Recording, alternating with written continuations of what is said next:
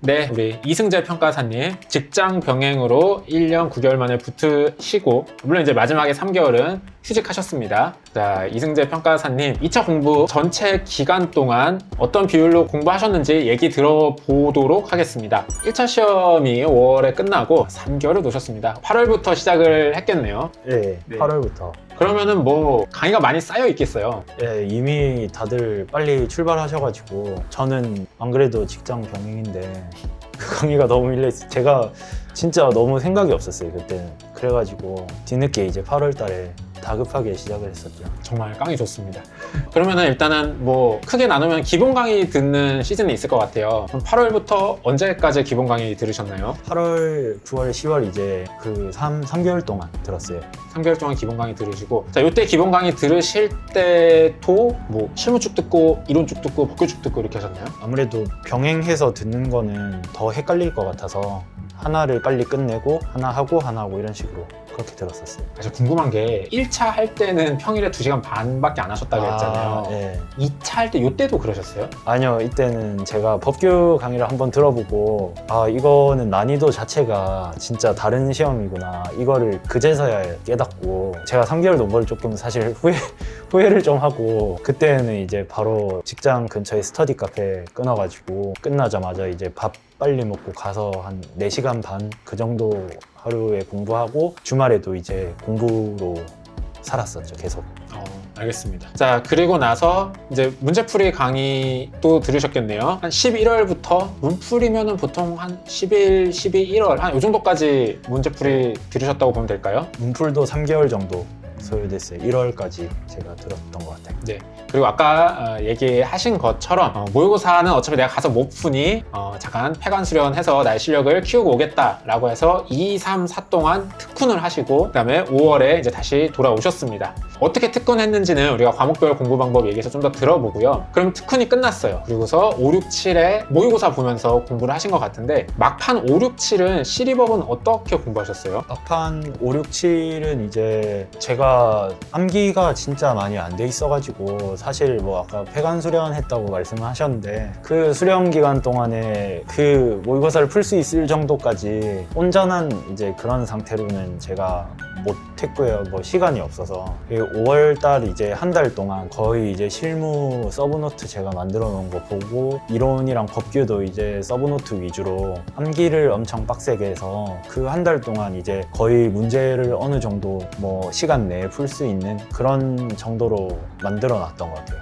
그리고 그 이후에 6월, 7월 은 제가 뭐 서브노트도 이제 회독하는 시간이 빨라지니까 2분할로 제가 토요일에 모의고사를 봤으니까 일요일은 법규 서브노트 쭉 다 외우고 실무 100점 풀고 실무 오답노트 한번 쭉 보고 그게 일요일 하루였고 월요일은 이제 법규 대신에 이론 서브노트를 쫙 보고 실무 100점 풀고 실무 오답노트 한번 쭉 보고 그게 이제 월요일이었고 두 가지 방법을 1월 화수, 목금 이렇게 하고 토요일은 모의고사 보고 모의고사 복습하고 이렇게 한 주로 해가지고 그 6월, 7월을 그렇게 보냈어요. 약간 서브노트를 되게 잘 활용해서 공부를 하신 스타일 같아요. 네. 저 사실 이제 얘기 들으면 저 합격수기 찍었던 분들 중에 그 A 평가사님이라고 있어요. 이승호 평가사님은 아예 서브를 학습한다, 틀린 걸 서브에 만든다, 서브를 반복해서 본다 이 스타일. 이지혜 평가사님이라고 계셨는데 그분도 이런 스타일로 하셨거든요. 이게 이제 잘 맞는 분들에게는 되게 좋은 공부 방법인가 봐요. 네, 그게 이제 한눈에 볼 수 있고 되게 그 짧은 기간 내에 뭔가 외우기에는 진짜 서브노트만한 게 없는 것 같아요. 그게 괜찮은 것 같아요. 문제를 다시 풀지 않아도 되니까 문제 푸는 시간을 많이 세이브하신 것 같습니다. 그럼 이제 기본 강의 시즌에 과목별로 강의를 들은 순서는 어떻게 되셨어요? 저는 일단은 법규가 암기할 게 엄청 많다고 들어가지고 이거를 미리 암기를 해놓으면 나중에 다시 암기를 할 때 기억이 나서 편하지 않을까 이런 생각이 있었고 그래서 좀 미리미리 암기를 하려고 법규를 먼저 들었고요. 그 다음에 이제 실무 강의 들으면서 문제 이제 과제로 내주는 거 그거 조금 익히고 그 다음 이론을 들었어요. 근데 이론은 사실 기본 이론 강의만 들으면 진짜 빨리빨리 들을 수 있더라고요. 그래서 공부 비중으로 치면 이제 법규, 실무, 이론 이 순서로 그렇게 공부 양도 그렇고 순서도 법규, 실무, 이론 이렇게 들었어요. 복교를 가장 많이 했어요? 알겠습니다. 근데 보면은 단기 합격하신 분들이 대체로 공통적으로 하시는 얘기가 실무 공부를 양치기를 안 해서 줄여야 되고, 법규는 기본적으로 암기가 많아서 양은 줄일래야 줄일 수가 없다 보니까 법규가 가장 많게 되는 경우가 많은 것 같은데, 평가사님도 좀 그런 스타일이셨던 것 같습니다. 자, 그러면은 우리 실무 공부 방법 얘기 한번 해보도록 하겠습니다. 기본 강의 시즌에 혹시 이번에도 2, 3주 만에 다 몰아들으셨나요? 2차 과목은 이제 2, 3주 만엔 다 못 듣더라고요. 그거는 제가 원하지 않았던 거고, 거의 한 달 정도 만에 들었는데, 그것도 이제 뭐 하루는 강의를 듣고 하루는 이제 강의를 들으면 이제 뒤에 딸려오는 숙제들 있잖아요. 그거를 풀고 이런 식으로 해서 뭐 월화 수목 금 하고, 그리고 토요일 일요일은 이제 그런 걸 나누는 거 없이 강의 듣고 문제 풀고 강의 듣고 문제 풀고 그거를 이제 반복했던 것 같아요. 알겠습니다. 그래서 기본 강의 시즌이 끝났습니다. 그 다음에 그럼 기본 강의 들으시고 나서는 뭐 법규도 듣고 뭐 이론도 듣고 한 다음에 뭐 순서는 좀 다를 수 있지만, 그 다음에 이제 문제풀이를 또 과목별로 한 번씩 돌려야 됐었겠네요. 네. 자, 실무 문풀 강의 시즌에는 어떤 식으로 공부하셨어요? 실무는 제가 처음에는 이제 문풀 강의도 들으면서 강의 진행되는 거에 따라서 공부를 했었는데, 제가 뭐 문제 푸는 것까지는 도움이 되게 많이 되는데, 이제 그 문제 푼 거를 해설하는 강의를 들을 때 조금 굳이 이것까지 시간 내서 듣는 것보다 진도를 빨리 빼는 게 더 낫겠다 이런 생각이 들더라고요. 그래서 문풀 강의를 처음 것만 듣고 나중에 거는 이제 안 듣고 그냥 이제 그 자료만 받아가지고 그거 풀고 이제 채점평 보면서 이제 채점해서 내가 점수 매기고 약간 그런 식으로 공부했었어요. 그쵸. 저도 사실 좀 비슷했어요. 문제풀이 강의를 이렇게 이 사람 풀고 있는 걸 보는 게 조금 저도 성격에 안 맞더라고요. 내가 빨리 풀고 빨리 이렇게 하고 싶고 막 내가 틀리고 이해하고 이러고 싶은데 뭐 그런 느낌이지 않았을까 싶습니다. 그러면은 실무는 그 문풀 강의 한번 듣고 그다음 그 이후로는 계속 자료만 구해가지고 뭐 풀고 내가 셀프 채점하고 이렇게 하셨던 거예요? 네, 계속 그것만 반복했어요. 그럼 그거는 어떤 뭐 한 학원 걸로만 봤나요? 아니면 여러 학원 섞어서 보셨나요? 혼자서 풀어가지고 채점하는 거는 한 학원 것만 했었어요. 알겠습니다. 자, 그리고 나서 그 다음은 이제 폐관 수련 시즌이잖아요. 네. 그때 폐관 수련하실 때 실무는 어느 정도 수준에 다다라 있었고, 그래서 어떻게 이 실력을 확 끌어올리셨나요? 그때 이제 문제를 푸는 게 제가 모르는 유형의 문제가 너무 많아가지고 그 문제를 보면 이제 계속 서브노트를 보게 되더라고요. 나 이거 아는 문제긴 한데 어떻게 푸는지를 까먹었다. 그러면 이제 결국에는 그걸 어떻게 푸는지도 모르는 상태에서 그거를 계속 붙잡고 푸는 것보다는 서브노트를 한번 보고 그거를 외운 다음에 푸는 게 더 나을 것 같아서 문제를 풀기도 풀었는데 서브를 좀 비중을 크게 두고 서브 공부를 많이 했던 것 같아요. 서브를 만들고 그 문제 풀다가 이제 모르는 문제나 내가 틀린 문제 이런 거 나오면 서브를 조금 더 수정하고, 그리고 그 서브 보면서 다시 이제 문제 유형을 좀 익히고 그런 식으로 공부했어요. 그럼 어떻게 보면은 좋은 서브를 만들기 위해서 이제 문제를 좀 한번 쭉 살펴봤다 이런 느낌인가요? 네, 뭐 문제를 사실 제가 살펴보려고 한 건 아닌데 문제를 모르니까 살펴보게 되더라고요. 이게 살펴본 다음에 이거 서브 다시 제대로 봐야겠네 이러고 다시 보고 그런 식으로 했어요. 알겠습니다. 그러면은 그 당시에는 아까 한 학원 거 이제 뭐 스터디 자료 네, 그 보셨다고 했는데, 그러면 뭐 연기부터 1, 2, 3, 4기 한번 쭉 다 보신 건가요? 다 봤어요. 하루에는 몇 점 정도 푸셨어요? 아무래도 병행은 시간이 많이 없어가지고 하루에 뭐 몇 점을 푼다 이런 개념보다는 사실 하루에 뭐 100점을 푼다 이러면 하루 공부 시간 반이 날아가는 거거든요. 4시간 반 공부하니까. 그래가지고 그렇게는 제가 못하고 그냥 풀 수 있을 때 뭐 계속 풀면서 뭐 일주일에 한 100점에서 200점 사이 그 정도 했던 것 같아요. 알겠습니다. 그 정도 분량을 풀면서 이제 틀린 거 계속 서브에 정리를 하셨다. 네. 자, 요때 만드는 서브는 어떤 스타일의 서브였나요? 무슨 얘기냐면 3방식이랑 좀 강론과 지엽적인 거는 좀 스타일이 다르잖아요. 네. 사실 3방식은 그냥 3방식 6방법을 어떤 문제든 결국은 이거 들이밀어서 푸는 거고, 요거를 좀 응용하는 걸 익혀야 되고, 그 외에 뭐 예를 들어 지엽적인 좀 분해법이라든가 아니면 진짜 우리 보상에서의 뭐 어떤 평가들 되게 지엽적으로 외워야 되는 거, 요런 것들을 보통 좀 접근하는 스타일이 다른데 서브는 어떻게 만드셨어요? 저는 이제 좀 시중에 나와 있는 서브들이 그 유형별로 이렇게 나와 있는 게 있고, 그리고 강의도 유형별로 알려주니까 강의에서 나눠진 유형에 따라서 건물, 뭐 원가법, 뭐 그리고 토지하고 조성원가법 따로 하고 개발법 따로 하고 뭐 이런 식으로 유형에 따른 목차를 아예 이제 답안지처럼 1 평가 개요, 2 뭐 이런 식으로 쭉 하고 그 평가 개요에는 그 해당 문제 유형에서 쓸 법조문을 이렇게 쓴다던가 아니면 평가 개요에 꼭 써야 되는 말들 그런 거를 이제 체크를 해두고 밑에 이제 뭐 계산하는 목차에도 그 유형에서 꼭 이제 빠뜨리면 안 되는 예를 들면 뭐 영업 손실 보상 이런 거에서도 개인 사업자만 뭐 보상액이 있는 것처럼 그거를 영업이익 쓰는 데다가 이렇게 적는다던가 그런 식으로 이제 한 페이지에 관련된 문제 유형에서 실수할 부분이라던가 뭐 그런 거를 한눈에 볼 수 있게 좀 정리를 했었는데 저는 사실 한눈에 보였거든요. 근데 이제 제가 좀 글씨가 그렇게 좋진 않아가지고 아마 남들이 보면 잘 이해는 못 하실 거예요. 약간 목차 노트 스타일로 만드신 것 같아요. 네, 맞아요. 알겠습니다. 일단 어떻게 보면은 이 유형에서 나올 수 있는 풀 목차와 각가지 판단 사항들을 일단 다 정리해 놓고 네. 그럼 문제 상황에 따라서 이제 뭐 쓰래 안 쓰래 골라가지고 목차화하고 네. 이렇게.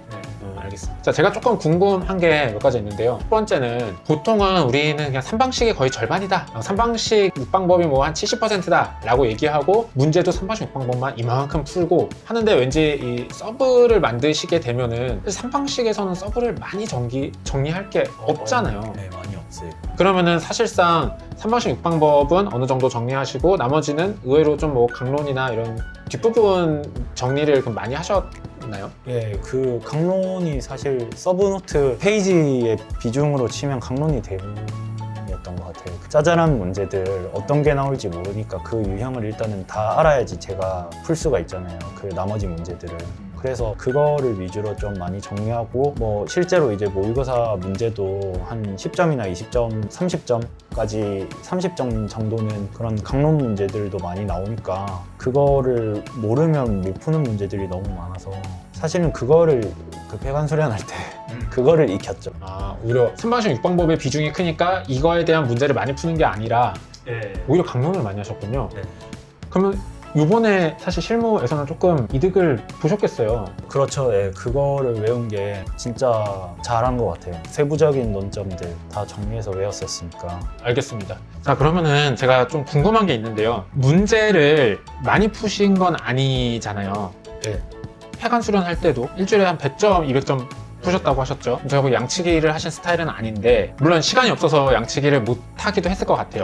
근데 제가 이제 보다 보면은 양치기를 안 하고서도 문제를 잘 푸시는 분들이 있는데 대부분의 분들은 이 문제 자체에 좀 익숙하지 않다 보니까 남들이 다 그냥 빨리빨리 푸는 문제들 100분에 100점을 풀고 좀 더 익숙하신 분들은 그냥 80분에도 막 아다다다다 풀어 제끼는 문제들을 빠르게 해결을 못해서 되게 느리고 떠듬떠듬 이렇게 푸시는 경우가 많더라고요. 문제 풀이 자체에 익숙지가 않으니까. 그러진 않으셨어요? 저도 처음에는 이제 문제가 안 익숙하니까 그런 건 분명히 있었고 대신에 이제 저는 그 오답노트를 좀 만들어가지고 그 서브 노트랑 오답노트를 같이 보면서 내가 풀었던 문제들을 좀 연상시키면 그거랑 이제 비슷한 문제들이 나왔을 때 그 문제의 이제 목차라든지 풀이 방법 이런 게 이제 연상이 좀 빠르게 되더라고요. 결국에는 이제 그 문제를 빨리 푸냐 느리게 푸냐의 그거를 가르는 거는 제 생각에는 목차라든지 그 문제를 어떻게 풀지가 머릿속에 얼마나 빨리 나오는지 그거인 것 같아서 저는 그 오답노트 자주 보고 서브노트 많이 보고 했던 그게 문제를 풀면서 그거를 익히는 대신에 그 문제를 이제 제 서브노트랑 오답노트를 보면서 연상시켜가지고 유형을 좀 익혀가지고 그게 약간 속도를 높이는데 좀 도움을 줬던 것 같아요.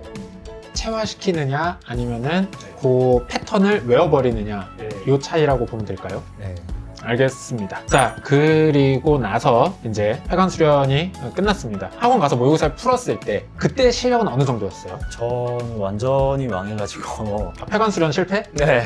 그 문제가 제가 일단은 모르는 게 너무 많았고, 그때 모의고사 봤을 때 제가 기억나는 게 도시 정비 관련해가지고 1번 문제부터 그게 나온 거예요. 근데 저는 기본적인 산방식은 그래도 좀 익숙하고 뭐 선박 이런 것까지는 풀 수 있겠는데 아직까지 이제 그게 익숙하지가 않아가지고 일단은 고민하는 시간도 너무 많이 들었고, 그리고 고민을 해서 선택을 했는데 그 선택도 틀렸고, 그래가지고 그냥 시간 내에 다 풀지도 못했고 푼 것도 틀리고 그렇게 해서 점수가 엄청나게 나왔었어요. 그러면은 그 전에 폐관 수련 하면서 문제 풀어보고 틀린 거 오답노트 만들고 목차 서브 만들고 이 공부가 잘못된 건가요? 그거는 아닌 것 같아요. 왜냐면 그것마저 안 했으면 아마 점수가 더 낮게 나왔을 것 같고, 그 폐관 수련, 말이 폐관 수련이지 사실 직장 다니면서 한 거니까 공부 시간이 해봤자 많이 안 되거든요. 그래서 그 기간 동안에 제가 이 문제를 익숙하게 풀 만큼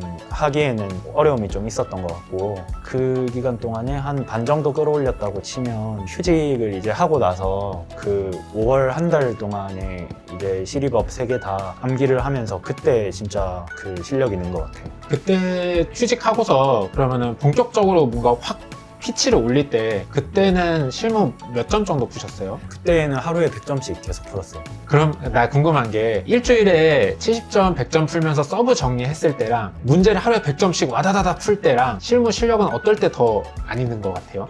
문제를 풀 때가 사실 훨씬 도움 되죠. 실제로 문제 풀면서 내가 생각하는 게 일단 도움이 되는 것 같고, 뭐 만약에 제가 서브를 일주일에 실무 문제 푸는 것처럼 쭉 봤어도 사실 도움이 될 것 같기도 한데, 아무래도 서브로 보는 것가 한계가 있어서, 아까 양치기 얘기하셨는데 할 수 있으면 양치기가 진짜 제일 도움이 되는 것 같아요. 저는 이제 그게 안 되니까 서브랑 물리적으로 시간이 네, 없으니까. 그걸로 좀 익힌 게 있었던 것 같고. 그렇군요. 그러면은 그때는 만들어둔 서브는 만들었는데 실력은 양치기 하면서 늘렸다? 네, 그런데 이제 서브가 사실은 이제 너무 세부적인 거를 너무 많이 넣어가지고, 이제 예를 들면 분해법 같은 거는 거의 뭐 출제가 안 되는 논점인데도 그것도 이제 상세하게 뭐 제가 다 써두고, 뭐 치유 불가능한 경우, 치유 가능한 경우 그거 있잖아요. 그거를 너무 막 구체적으로 써놔서 그것까지 제가 하나하나 다 서브를 보는 것보다는 문제를 풀면서 이제 어차피 유형은 비슷비슷하게 나올 거니까 여태까지 풀었던 문제랑 앞으로 푸는 문제들 전부 다 오답노트 형식으로 그냥 간략하게 뭐 이제 제가 실수했던 부분 아니면 몰랐던 부분을 이렇게 한 줄이나 뭐 두세 줄로 정리를 해가지고 오답노트를 따로 만들었고, 그 문제를 풀고 그 오답노트를 하루에 한 번씩 전부 정독하고 서브보다는 이제 그거에 좀 집중했던 것 같아요. 근데 제가 약간 느낌은 자꾸 폐관 수련이라 해서 웃기긴 한데, 폐관 수련 때 만들었던 서브 노트는 그냥 잘 몰라서 진짜 다 정리한 거고, 그 이후로는 좀 문제를 많이 풀면서 정말 나오는 얘네들이 나오고 얘네들이 안 나오는구나를 느끼면서 어떻게 보면 다시 한번 조금 더 정제된 서브를 만들었다고 이해를 해도 될까요? 네, 맞아요. 사실은 이제 정리가 잘 돼 있는 건 그 맨 처음 만들었던 서브 노트고, 그게 이제 눈으로 보기에는 정리는 잘 돼 있죠. 근데 오답 노트는 서브랑 내용이 겹치는 부분도 있고, 제가 이제 못 풀었던 거, 실수했던 거 위주로 정리를 하니까 아는 거는 이제 아는 그대로 가지고 가고, 모르는 거는 똑같은 실수여도 이제 다음번에 한 번 더 할 수 있으니까. 그래서 실제로 오답노트에 똑같은 내용이 이렇게 페이지 다르게 적혀 있는 경우도 있고, 그거를 이제 계속 하루에 한 번씩 읽으면서 내가 어떤 문제를 풀었는지, 이런 유형의 문제에서는 어떤 거를 조심해야 되는지, 그거를 문장 하나로 이렇게 연상시킬 수 있는 그런 형식으로 만들어가지고 그거를 많이 봤어요. 알겠습니다.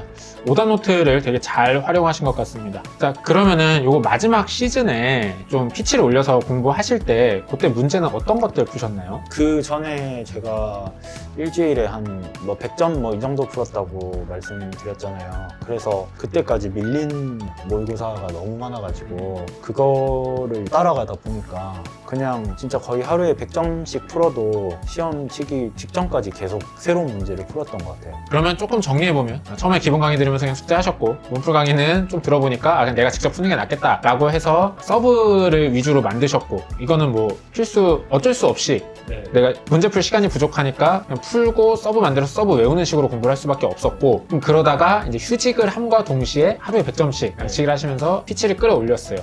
자, 그러면은 혹시 이건 어떻게 생각하세요? 내가 만약에 그 폐관 수련하던 형식대로 문제 풀고 서브노트 만들고 서브노트를 계속 보는 식으로 공부를 했으면 그래도 결과가 괜찮았을까요? 문제를 안 풀고 계속 그런 일주일에 100점 정도씩 풀면서. 저는 일단은 문제는 무조건 많이 푸는 게 좋다고 생각하고 저는 이제 어쩔 수 없이 그렇게 했던 것 같고 확실히 이제 휴직 들어가서 문제를 많이 풀어보니까 제가 이 푸는 속도나 뭐 실수하는 게 좀 줄어들고 속도 늘어나고 실수 줄어들고 하는 게 확실하게 느껴졌거든요. 그래서 웬만하면 이제 하루 100점 이거는 다들 좀 하는 편이니까 그거는 다 하시는 게 좋을 것 같아요. 저도 그거 하면서 하루 100점 풀고 오답노트 만들면서 진짜 실력이 많이 늘었어요. 그건 어때요? 하루에 200점 푸는 건 어떨 것 같아요? 뭐 푸는 건 나쁘지 않은 것 같아요. 근데 저 같은 경우에는 이제 하루에 200점 푸는 것보다 그냥 이론이나 법규 외우는 게 더 효율적이지 않을까. 다른 과목도 중요하니까 그렇게 생각해요. 양치기를 하되 좀 밸런스를 맞추는 게 좋을 것 같다. 네. 알겠습니다. 저는 이제 뭐 덧붙이면 이제 뭔가 하나를 깊게 이렇게 공부하는 것보다 얕게 자주 이렇게 하는 게 더 효율이 좋다고 생각해서 그게 이제 머릿속에는 좀 더 빨리 입력이 되는 것 같아요. 그래서 이제 실무 문제 같은 것도 뭐 100점이긴 한데 비슷한 문제들도 있잖아요. 오늘 푼 거랑 내일 푼 거랑 겹치는 게 있고 그게 이제 뭐 물론 200점으로 하면 더 빠르겠지만 100점으로 해도 충분히 머릿속에 다 들어갈 수 있을 것 같아요. 알겠습니다. 자, 그 다음에 이제 뭔가 실무 공부를 하실 때는 시기별로 이제 내가 뭐 목적하는 바로 이제 단기 목표를 설정하고 공부를 하시게 되는데 혹시 뭐 시기별로 그런 목표가 있으셨나요? 예를 들면 이제 저 같은 경우는 처음에는 100분에 100점 푸는 게 목표였어요. 이제 그 다음부터는 뭐 80점에 푸는 게 목표였고 뭐 그 다음부터는 뭐 이론적인 내용을 많이 써주는 게 목표였고 법조를 많이 써주는 게 목표였고 혹시 이런 게 있으셨나요? 저는 일단은 뭐 시간이 그렇게 문제가 된다고는 생각은 안 했었고요.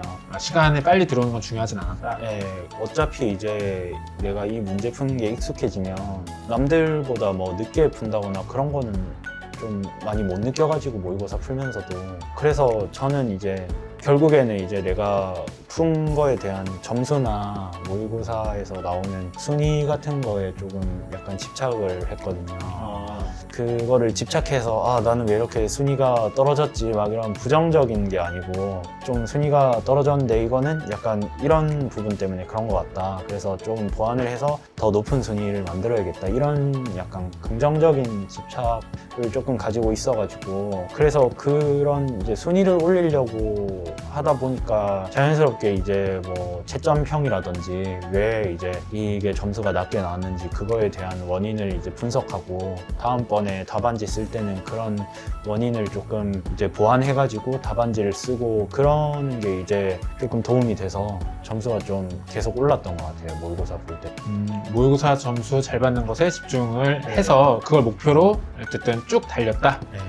알겠습니다. 공부 방법은 전체적으로 어떻게 하셨는지는 알 것 같습니다. 자, 그럼 제가 또 궁금한 거. 문제를 많이 푸는 것과 강론의 내용들을 많이 정리하는 것과 오답 노트를 만드는 것. 세 개 중에 뭐가 중요한가요? 사실 셋 다 중요한데 저는 일단은 오답노트 만드는 거는 실무 무조건 해야 되는 거라고 생각하고 그리고 사실 오답노트를 만들다 보면 자연스럽게 강론 공부가 될 수밖에 없는 게 내가 몰라서 틀린 거 그런 것도 다 오답노트에 정리를 하게 되니까 저 같은 경우에 오답노트에 뭐 인목 이제 보상평가하는 그 파트는 아예 정리를 했거든요. 그래서 그거를 한 번씩 읽으면 법조문 이제 몇 조인지도 알게 되고 어떻게 푸는지도 매일 읽으니까 알 수밖에 없잖아요.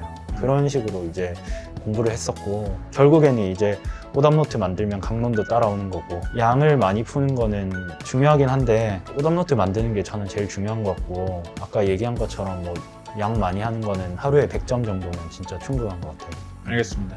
그러면 그때 한 5월부터 7월까지는 매일 100점 꾸준히 푸신 건가요? 네, 매일 100점 풀었어요. 알겠습니다. 자, 그 다음에 또 궁금한 거. 내가 이제 강론을 정리하다 보면 한 강사님 문제에서 나온 강론 내용들을 정리하잖아요. 네. 그러다 보면 다른 강사님이 내 강론 문제도 정리해야 될 것 같고 다른 강사님 것도 정리해야 될 것 같고 이런 불안감에 휩싸이기 쉬운데 그러진 않으셨어요? 저 실제로 있어가지고 일단은 이제 모의고사는 두 학원의 모의고사를 풀었고요. 있잖아요.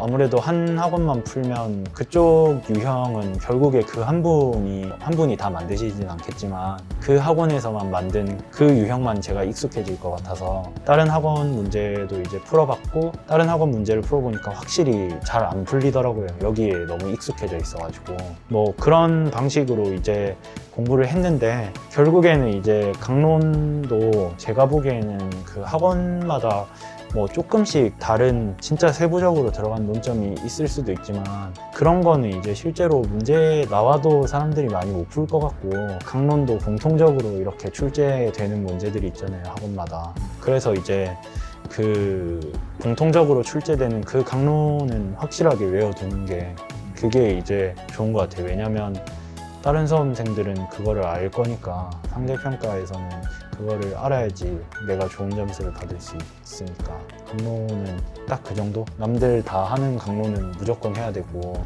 남들이 다 하는 거 아니어도 남들이 반 정도 하는 것도 공부해야 되는 것 같아요.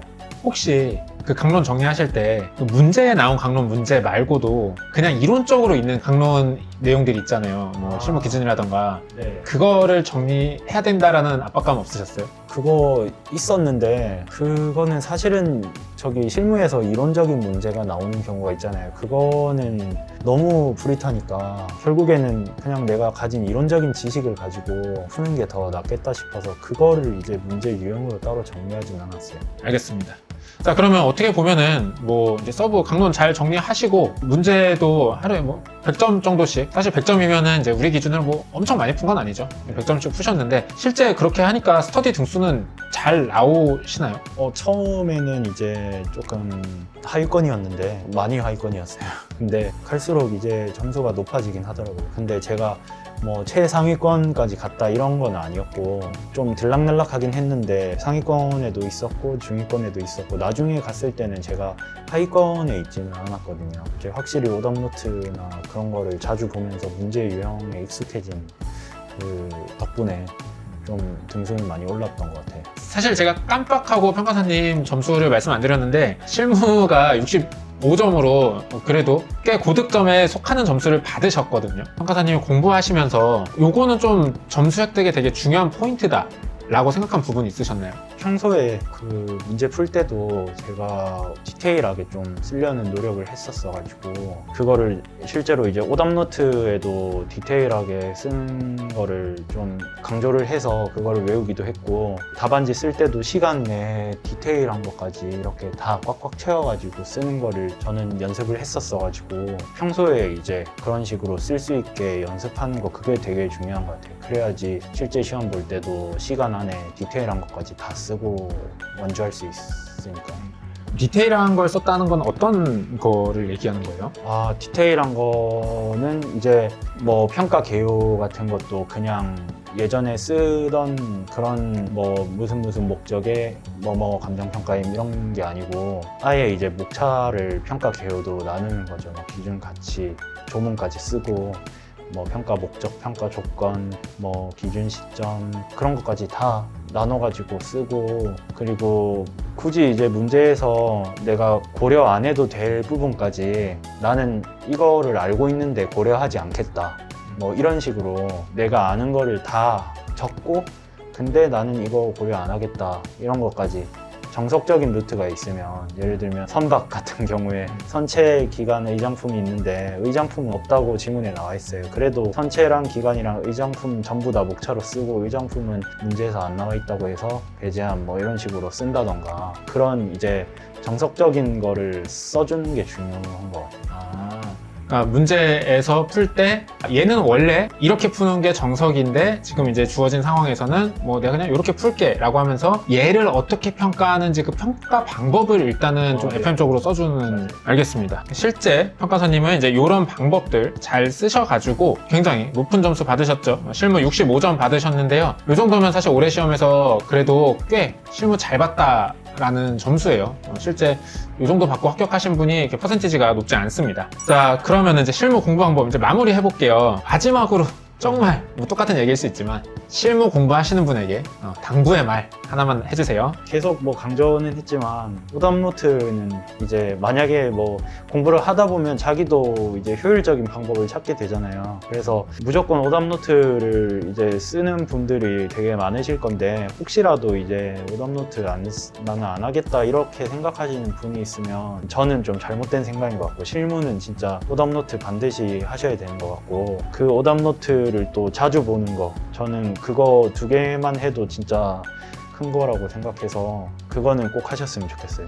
알겠습니다. 그리고 이제 좀 약간 번외로 제가 물어보면은 보통 그렇게 축산업 같은 막 되게 약간 불이탈하고 부를 수 있을 만한 논점들요. 네. 보통 잘 정리 안 하잖아요. 어떻게 그렇게 강론을 그렇게 막 야무지게 정리할 생각을 했어요? 무슨 질문인지 알죠? 보통 사람들 사실 잘 못 풀었거든.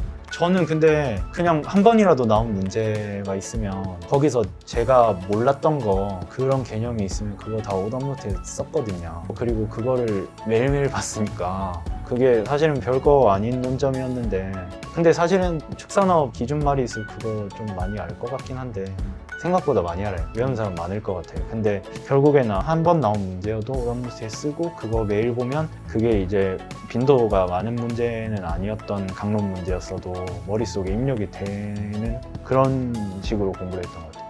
알겠습니다. 실무 공부 방법 정말 여기까지 하도록 하겠습니다.